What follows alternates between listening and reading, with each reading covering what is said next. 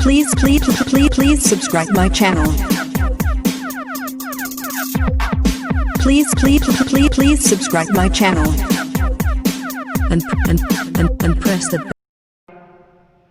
इससे पहले वाली कक्षा में हमने चैप्टर नंबर 10 का जो पहला पार्ट था वो पढ़ा था।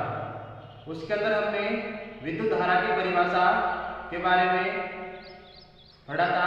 उसी का थोड़ा अपन दोहरान करके आज का अपना टॉपिक शुरू करेंगे। सबसे पहले थी विद्युत धारा। विद्युत धारा क्या होती है? तो किसी भी परिपथ में आवेश के प्रवाह के दर को विद्युत धारा के नाम से जानते हैं। विद्युत धारा को मापने के लिए जिस उपकरण का प्रयोग करते हैं उसको एमीटर कहते हैं, और एमीटर को किसी परिपथ में श्रेणी क्रम में लगाया जाता है। एमीटर के द्वारा जिसमें विद्युत धारा को मापा जाता है उसको हम एम्पियर कहते हैं। एम्पियर की बात करें तो एक एम्पियर क्या होता है? यदि किसी परिपथ में से एक सेकंड में यदि 1 कूलम्ब आवेश प्रवाहित हो तो उस चालक में प्रवाहित धारा का मान 1 एम्पियर के बराबर होगा। और परिपथ में अगर हम धारा की दिशा की बात करें तो धारा की दिशा हमेशा परिपथ में प्रवाहित होने वाले इलेक्ट्रॉनों की गति के विपरीत दिशा में होती है। अर्थात धारा की दिशा हमेशा प्लस से माइनस की ओर होती है और इलेक्ट्रॉनों की दिशा हमेशा माइनस से प्लस की ओर होती है। उसी के आगे हम आज बात करते हैं कि किसी परिपथ में धारा क्यों बहती है और कब धारा बहना बंद हो जाती है। तो उसके पीछे जो कारण है वह है विभव और विभवांतर, पोटेंशियल एंड पोटेंशियल डिफरेंस। आज का जो टॉपिक है और इससे पहले जितने भी अपने टॉपिक हो चुके हैं और नेक्स्ट जितने भी अपने टॉपिक होंगे उनको आप तुरंत प्राप्त करना अगर चाहते हैं तो वीडियो के नीचे एक लाल रंग का सब्सक्राइब वाला बटन है, उसके ऊपर क्लिक कीजिए ताकि आपको आसानी से पहले वाले और आने वाले वीडियो तुरंत प्राप्त हो। तो विद्युत विभव आवेशित वस्तु के विद्युत प्रवाह की दिशा को बताता है। यानी किसी भी परिपथ के अंदर धारा किधर से किधर की ओर बहेगी वो हमें कौन बताएगा? विभव बताता है। जैसे मैंने कल भी बात की थी कि 2 टैंक जुड़े हुए हैं, उन दोनों टैंकों में पानी कब बहेगा? जब दोनों के अंदर दाब में अंतर होगा। ठीक वैसे ही दो कोई संपर्कित वस्तु है, देखिए 2 संपर्कित आवेश युक्त वस्तुओं के धनात्मक आवेश का प्रवाह उच्च विभव से निम्न विभव की ओर होता है। यानी 2 कोई वस्तु है, जैसे मान लो ये 2 चोक हैं, मान लेते हैं इनमें कोई आवेश है और इन दोनों को हमने जोड़ रखा है किसी बैटरी से किसी वस्तु से। अब इन दोनों के अंदर आवेश का प्रवाह कब होगा? जब इन दोनों के आवेश में क्या होगा? अंतर होगा, विभव के अंदर अंतर होगा। इसका मान लो विभव ज्यादा है और इसका विभव कम है, तो यहाँ अधिक विभव से धारा या आवेश कम विभव की ओर प्रवाहित होगा। अगर दोनों के अंदर विभव समान है तो इनके बीच में कोई धारा का प्रवाह नहीं होगा। अभी उदाहरण से इसको समझेंगे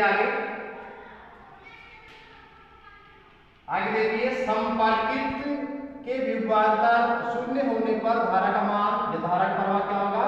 0 होगा। यानी जो भी वस्तु संपर्कित है उनके बीच में अगर विभव का अंतर 0 है अर्थात विभवांतर नहीं है, 0 है, तो कोई धारा का प्रवाह उसके अंदर नहीं होगा। अब जानते हैं कि विद्युत विभवांतर होता क्या है। तो किसी विद्युत परिपथ में एकांक धन आवेश को, एकांक 1 अंक का, और वो भी कौन सा आवेश? धन आवेश। आवेश कितने प्रकार के होते हैं? 2, धनात्मक और ऋणात्मक। यहाँ हम बात कर रहे हैं धन आवेश की।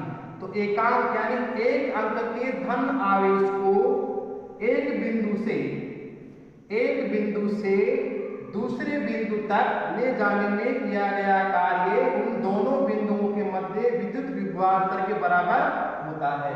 ये इसकी साइंटिफिक परिभाषा है। इसको अपने एक साधारण उदाहरण से समझते हैं जो मैंने कल भी आपको बताया था। ये देखिए इधर 2 टैंक है, टैंक या होज जिसको मान सकते हैं। एक टैंक ये A है और एक टैंक ये B है। दोनों की साइज तो बराबर है, लेकिन एक में A में पानी ज्यादा है और B में पानी कम है। इसमें इतना पानी भरा हुआ है, इसमें इतना पानी भरा हुआ है। इन दोनों को मैंने एक पाइप से जोड़ दिया। पाइप से जोड़ने के बाद हम देखेंगे कि पानी कहां से कहां जाएगा? अधिक पानी से कम पानी की ओर। इस तीर का इशारा आपको क्या संकेत कर रहा है कि पानी कहां से कहां जाएगा, यहां से यहां तक। और कब तक जाएगा, जब तक कि दोनों टैंकों में पानी का जो लेवल है वो बराबर नहीं हो जाएगा, तब तक इसमें पानी का प्रवाह होगा। ठीक ऐसे ही कोई दो वस्तु जिनमें आवेश है, अगर उनको हम संपर्कित कर दें या जोड़ दें तो उनके अंदर भी धनात्मक आवेश का प्रवाह तब तक होगा जब तक कि उनमें विभवांतर शून्य नहीं होगा। तो ऐसे ही क्या बहती है, धारा बहती है। यहां से अगर हम इसकी परिभाषा बनाएं विभवांतर की तो कैसे बनाएंगे, तो एकांक धन आवेश को एक बिंदु से दूसरे बिंदु तक, बिंदु ए से बिंदु बी तक ले जाने में किया गया कार्य विद्युत विभवांतर के बराबर होता है।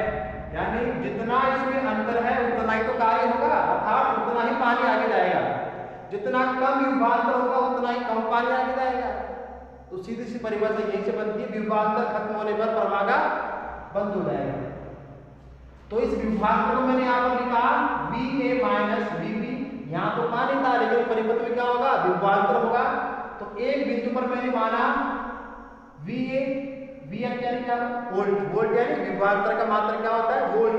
तो VA माइनस VB यानी VA का मान ज्यादा है और VB का मान कम है।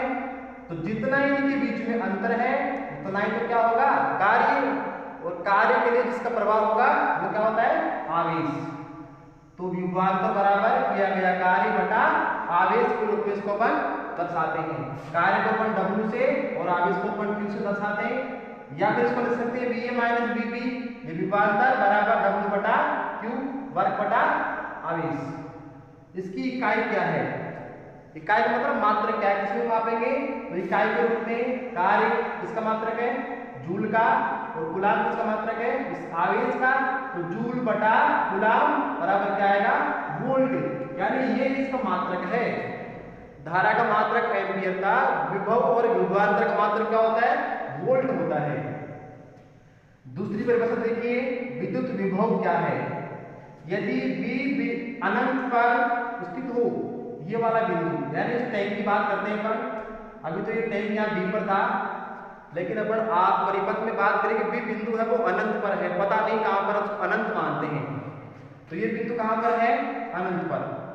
तो B अनंत पर स्थित हो और Q आवेश को अनंत से, कोई Q आवेश है उसको अपन कहां से ला रहे हैं, अनंत से A तक लाने में संपन्न किया गया कार्य यदि W हो तो VA माइनस V अनंत इसको अपन बोलते हैं, तो बराबर क्या होगा, W बटा Q।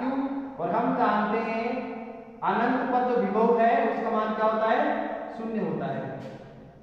जब इसका मान शून्य हो जाएगा, जब इसका मान शून्य 0 हो जाएगा तो VA बराबर क्या हो जाएगा, W बटा Q। यदि Q का मान 1 को, यानी इसको अपन 1 कूलाम मान लें, तो इसमें इस वर्ग में इस 1 कूलाम को भाग देंगे तो जितना था उतना ही आएगा। यानी हम क्या लिख सकते हैं, इसको VA बराबर W लिख सकते हैं।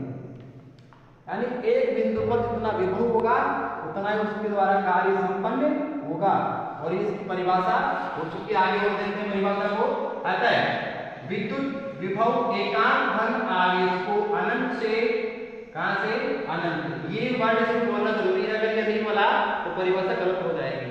तो एकांक धन आवेश को अनंत से किसी बिंदु तक लाने में किया गया कार्य विद्युत विभव कहलाता है। विभवांतर की क्या थी, उसमें थी एकांक धन आवेश को एक बिंदु से दूसरे बिंदु तक, उसका नाम ही विभवांतर है। तो विभवांतर क्या होगा, दो बिंदुओं के बीच, A से B के बीच। और विभव क्या है, अनंत से एकांक धन आवेश को किसी बिंदु तक लाने में किया गया कार्य। विद्युत विभव की इकाई क्या है, वोल्ट। दोनों को ही वोल्ट में मापते हैं और दोनों को एक उपकरण है जिसका नाम है वोल्ट मीटर, जिसके द्वारा मापा जाता है। अब प्रश्न ये बनता है कि इस वोल्ट मीटर को परिपथ में कौन से क्रम में लगाएंगे, वो क्रम होता है समांतर क्रम। क्रम मैंने कल आपको दो बताए थे, एक होता है श्रेणी क्रम और एक होता है समांतर क्रम। एमीटर को जिससे अपन धारा मापते हैं उसको हमेशा श्रेणी क्रम में लगाते हैं और वोल्ट मीटर को हमेशा समांतर क्रम में लगाते हैं। तो इसको समांतर क्रम में लगाते हैं, कैसा समांतर क्रम देखिए। ये एक परिपथ है जिसमें यहाँ पर एक चालक तार है, एक बी के बीच जुड़ा हुआ है और यहाँ पर एक कुंजी है, स्विच, ये बैटरी है और इस चालक के सिरों पर यानी बिंदु ए और बिंदु बी के बीच अगर हमें विभवांतर को मापना है तो यहाँ वोल्टमीटर लगाना पड़ेगा। तो कौन से क्रम में? समांतर। तो एक तार को अपन जोड़ देंगे यहाँ से, ये वोल्टमीटर यहाँ पे लगा हुआ है और एक तार को जोड़ देंगे यहाँ से, यानी ये रहेगा प्लस और ये रहेगा माइनस। ये कौन सा क्रम हो गया? समांतर क्रम। हमारे घर के अंदर जो कनेक्शन होता है जैसे टीवी है या पंखा है या बल्ब है, उनका कनेक्शन है वो समांतर क्रम में होता है। अगर एक बल्ब फ्यूज हो जाए, एक पंखा खराब हो जाए तो हमारे घर की लाइट बंद नहीं होती है। ठीक वैसे ही अगर यहाँ से इसका तार टूट जाए तो इस परिपथ में धारा का प्रवाह बंद नहीं होगा। लेकिन श्रेणी क्रम में अगर एक परिपथ में कोई उपकरण खराब हो गया तो पूरी धारा बंद हो जाती है। हम दीपावली के समय अपने घर के अंदर डेकोरेशन करते हैं, देखा होगा आपने, शादी विवाह के अंदर जो लाइट के लिए बेल लगाते हैं, उसमें अगर कोई एक बल्ब खराब हो जाए तो पूरी लाइट बंद हो जाती है। कारण उसमें कौन सा क्रम होता है? श्रेणी क्रम। तो यहाँ पर कौन सा क्रम है? समांतर क्रम। अब एक क्वेश्चन देखिए,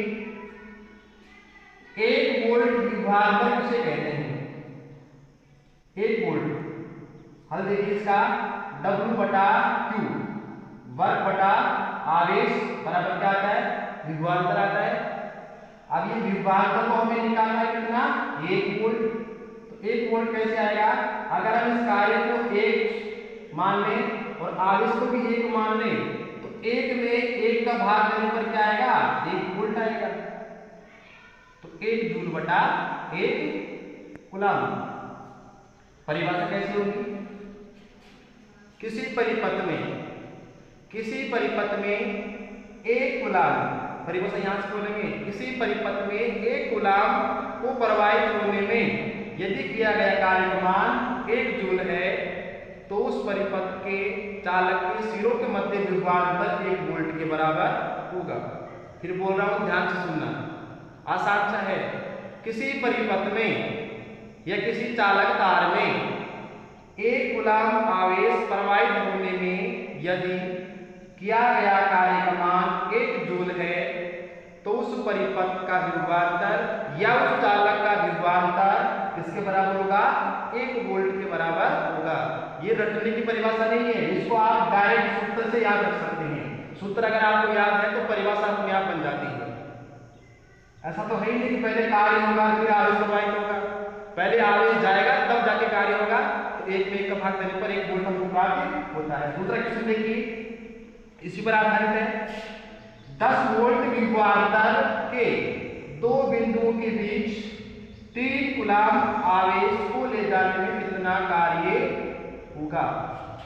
10 वोल्ट विभवांतर, कोई 2 बिंदु हैं जिनके बीच में 10 वोल्ट का क्या है? विभवांतर है और 3 कूलम को आवेश को में ले जाना है तो उसमें कितना कार्य होगा? सूत्र हम जानते वही है, VA माइनस VB, यानी दोनों का विभवांतर कितना दे रखा है? तो 10 दे रखा है, कूलम कितना है? 3। सूत्र देखो ये रहा, VA माइनस VB बराबर W बटा Q, यानी विभवांतर है क्योंकि ये कार्य और बटा उसके आवेश के बराबर होता है।